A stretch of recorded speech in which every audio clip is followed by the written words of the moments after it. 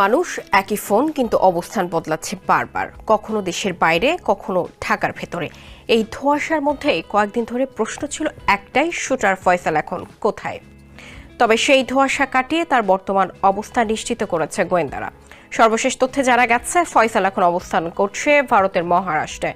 জুলাই যোদ্ধা শরীফ ওসমান হাদিকে হত্যাচেষ্টার পর থেকেই আত্মগোপনে থাকা এই শুটার এখন দেশের বাইরে।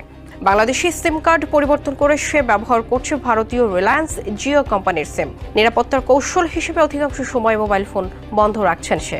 এর আগে আইন শৃঙ্খলা বাহিনীর চোখ ফাঁকি দিয়ে চতুর ফয়সাল নানা নাটকীয়তার আশ্রয় নেয়। তার ফোন সেটটি পরিবর্তন না করায় ফোনের আইএমই নম্বর ধরে গোয়েন্দারা প্রযুক্তির সাহায্যে শুটার ফয়সালের বর্তমান অবস্থান নিশ্চিত করতে সক্ষম হয়। বর্তমানে মহারাষ্ট্রের ফয়সালের সঙ্গে অবস্থান করছে তার অন্যতম সহযোগী মোটরসাইকেল চালক আলমগীর শেখ। ফয়সাল ভারতে আত্মগোপনে থাকলেও তার মোবাইল ফোনে ভিপিএন ব্যবহার করে এক এক সময় এক এক স্থান অবস্থান দেখিয়ে আইন শৃঙ্খলা বাহিনীকে বিভ্রান্ত করছে। তদন্ত সূত্র বলছে 14 ডিসেম্বর সকাল 8টায় ফয়সাল তার অবস্থান দেখায় সিঙ্গাপুরে। এর ঘণ্টাখানেক